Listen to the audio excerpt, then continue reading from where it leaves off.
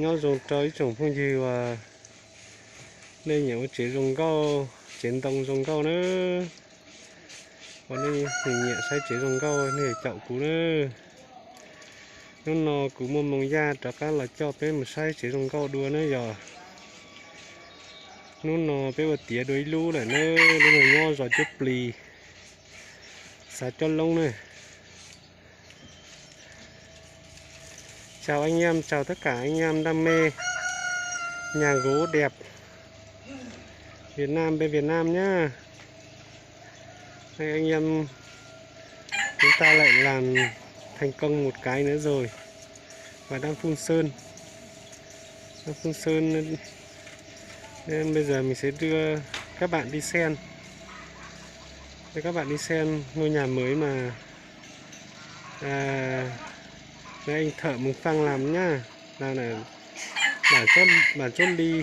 xã Keo Lôn nhá, huyện Điện Biên Đông nhá. Xem nó như thế nào nhá. Đấy, trồng cái tí phong gì mong sao lên sập tù nữa. Nên từ nhiều chỉ dùng câu rồi trà lò, nhà tiền thiết ta tàu thay ua nó chê thu cho cú nữa, cú mà đi cái mà xít thả nhiều dùng câu đi trà lò nhóm để nên nhẹ thế nữa. Cá tỏ chua chua nữa rồi nó này, rồi lót thế rồi nó này, rồi lót ta với mà đi chùa nữa, với mà đi lấy mà chùa ta cho với mà chua. Chỉ tao sơn chó màu nữa, sơn màu mà hay dùng câu sang nữa. Để nó nó khó trông nữa, nó khó trông chùa nữa. Nó ô cửa lô Hàn Quốc này.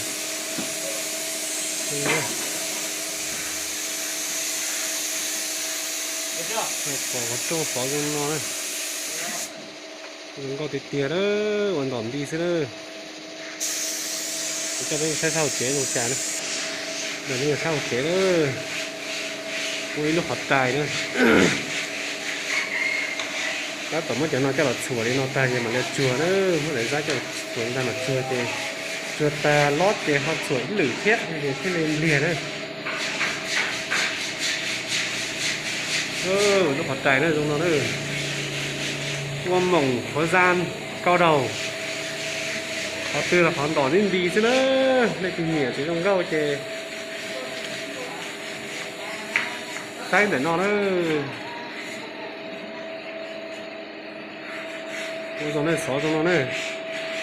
tại họ cá cho xó sinh du xó cho xó tấm đá này chia cổ phân đấy cho nó này là nó phải trong ta tôi rồi nó phải trong chùa thế này.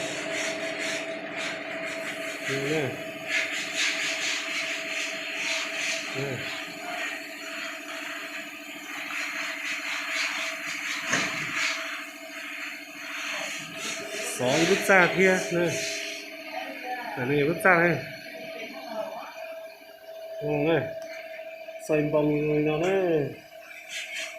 xoay bông người nó thì cái xó này cái nào như xoay bông nhà này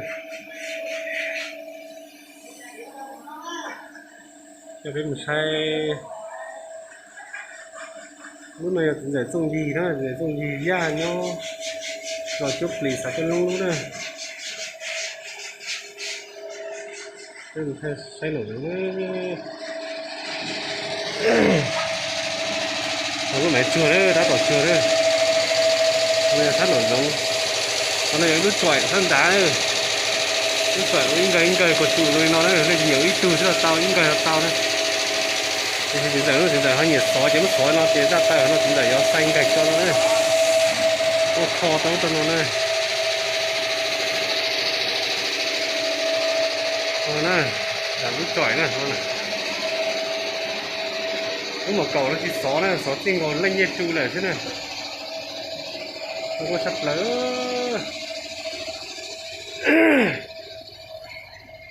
không có phải nữa đó là mình tao chuột chua đấy tao phun màu này nhá này có phun lót thế này lúc nào phun sơn phun màu xong là nó càng đẹp hơn nhá đấy thấy chưa đẹp cực kỳ luôn anh em ạ. Ai đam mê nhà gỗ nhá, những ai đam mê nhà gỗ thì vào đây và theo dõi nhá, để đừng nhớ theo dõi và đăng ký kênh để được xem những video mới nhất từ mình nhá. Nó sắp phải cái chế nữa. Không có nó chế nó cho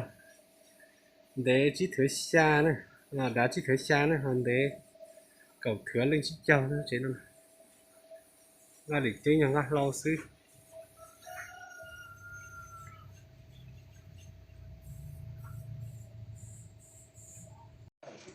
Rồi tiết kia nữa nó hoạt động tàn nữa nó này cho bên mù sai xe tía là trong trà nữa chuột tía là trong trà nữa cái nó nữa là lúc chọi nữa vậy này chuột tàn mà thay cái sai nữa sỏi nó này thì có cho bên một sai sao lại cái chế thế nó chỉ xóa một cầu nữa xóa chỉ đi lệnh cái tru mù lại xí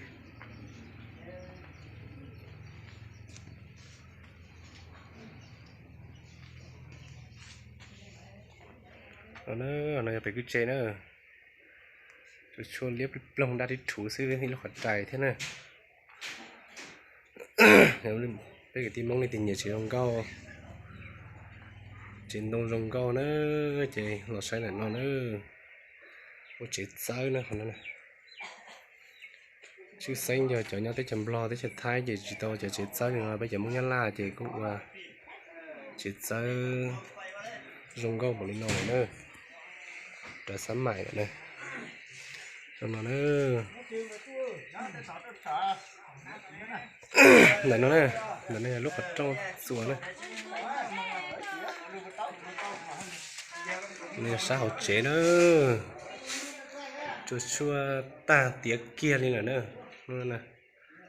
đây là bó tí này sau không một chế thế xoáy đút ra này nó nữa sao chế này